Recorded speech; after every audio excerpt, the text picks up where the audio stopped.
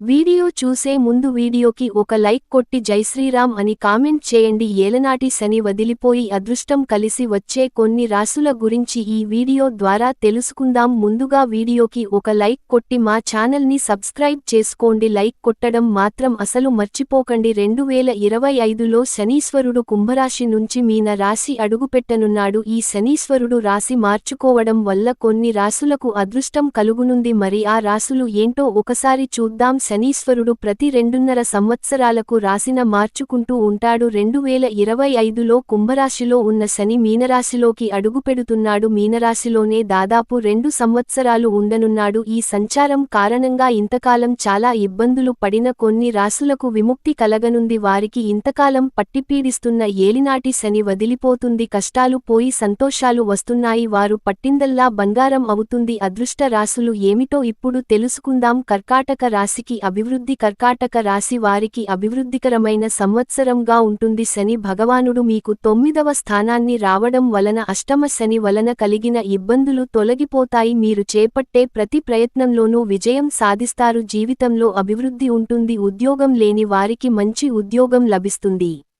శుభకార్యాలు జరుగుతాయి. బయట విదేశాలకు వెళ్లి వస్తారు. వృషభ రాశికి శుభ ఫలితాలు. వృషభ రాశి వారికి శని భగవానుడు రాబోయే 2 సంవత్సరాలు అనుకూలంగా ఉండటం వలన అన్ని విధాలుగా శుభ ఫలితాలు కలుగుతాయి. ఆఫీసులో పదోన్నతి, జీతం పెరుగుతుంది. పని ఒత్తిడి తగ్గుతుంది. ఇప్పటివరకు ఆఫీసులో ఉన్న ఒత్తిడే ఇక ఉండదు. వ్యాపారంలో అభివృద్ధి, ఆదాయం పెరుగుతాయి. మీరు చేపట్టే ప్రతి కార్యంలోనూ విజయం సాధిస్తారు. మకర రాశికి ఏలినాటి శని నుండి విముక్తి. ఏలినాటి శని నుండి మీకు విముక్తి లభిస్తుంది. ఇప్పటివరకు ఏలినాటి శని వలన పడిన కష్టాలను ఫలితం దక్కుతుంది. జీవితంలో ఇక మీకు అభివృద్ధి వైపు ప్రయాణిస్తారు. బ్యాంకు రుణ సహాయం లభిస్తుంది. కొత్త ఇంటికి మారుతారు. మీరు ఇచ్చిన డబ్బు తిరిగి వస్తుంది. ఆరోగ్యం మెరుగుపడుతుంది. శని భగవానుడు ఇక మిమ్మల్ని ఉన్నత స్థాయికి తీసుకెళ్తాడు. తులా రాశికి విజయాలు పరంపరం. శని మీన రాశికి సంచారం చేయడం వలన వ్యాపారాలలో లాభాలు పెరుగుతాయి. ఉద్యోగంలో జీతం పెరుగుతుంది. పదోన్నతి లభిస్తుంది. దీర్ఘకాలిక వ్యాధుల నుండి విముక్తి లభిస్తుంది. ఇప్పటివరకు ఉన్న ఆర్థిక ఇబ్బందులు తొలగుతాయి. మీ ప్రతిభకు తగిన గుర్తింపు లభిస్తుంది.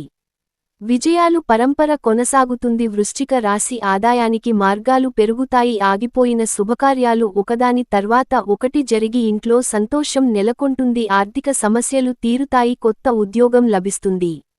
ఆఫీసులో పని ఒత్తిడి తగ్గుతుంది. ఇలా ఈ ఉగాది నుండి ఈ రాసుల వారికి అదృష్టం పట్టబోతోంది. ఈ వీడియో నచ్చితే లైక్ చేసి మా ఛానల్ని సబ్స్క్రైబ్ చేసుకోండి. మీకున్న ధర్మ సందేహాల గురించి జైశ్రీరామ్ అని కామెంట్ చేయండి.